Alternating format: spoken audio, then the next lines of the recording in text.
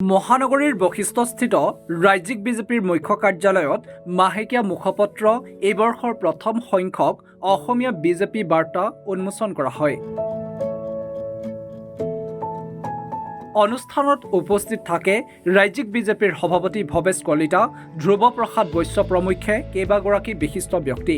নাট্যৰাজিৰ দ্বাৰাও তেখেতে প্ৰকাশ কৰে সমাজ পৰিৱৰ্তনৰ এটা দিশ, নাটকেই হওক বা নৃত্যই হওক আমাৰ আদৰ্শ প্ৰকাশ পায়।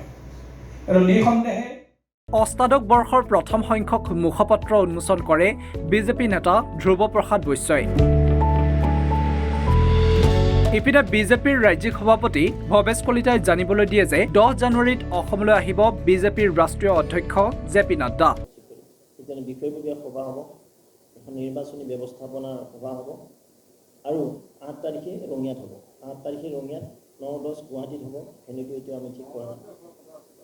নগাঁৱৰ পৰিৱৰ্তে আমি গুৱাহাটী আহিছোঁ, যিটো মাননীয় ৰাষ্ট্ৰীয় সভাপতি ডাঙৰীয়া আমাৰ ইয়াত পদাৰ্পণ কৰিব। কাৰণ তেখেতৰ সুবিধাৰ কাৰণে আৰু দলীয় কাৰ্যকৰ্তাৰ সুবিধাৰ কাৰণে আমি এইখন সভা নগাঁৱৰ পৰা আনি গুৱাহাটীতে অনুষ্ঠিত কৰিব বিচাৰিছোঁ। কিন্তু পাৰ্টি কাৰ্যালয়ত নহয়, আমি অন্যান্য ভেন্যুত ল'ম। জে.পি. নাড্ডাই অংশগ্ৰহণ কৰিব ৰাজ্যিক কাৰ্যনিৰ্বাহকত।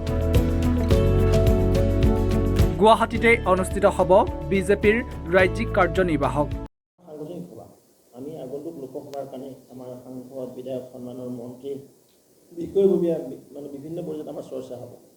ইতিমধ্যে 8 তাৰিখত আটাইকেইটা আমাৰ 8টা মৰ্চা আছে। এই 8টা মৰ্চাৰ বিষয়ববীয়া সভাখন আমি ৰঙিয়াত অনুষ্ঠিত কৰিম।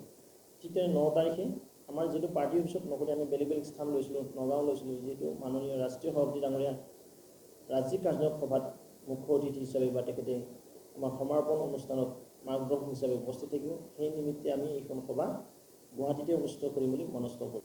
ইলেকশ্যন প্লানিং আৰু বিষয়ববীয়া সভা, অৰ্থাৎ বিষয়ববীয়া মতলব আমাৰ যিখিনি বিষয়ববীয়া আছে প্লাছ জিলা সভাপতি, জিলা প্ৰভাৰী, সহপ্ৰভাৰী, অৰ্থাৎ বৰ্ধিত বিষয়ববীয়া সভা 9 তাৰিখে অনুষ্ঠিত হ'ব।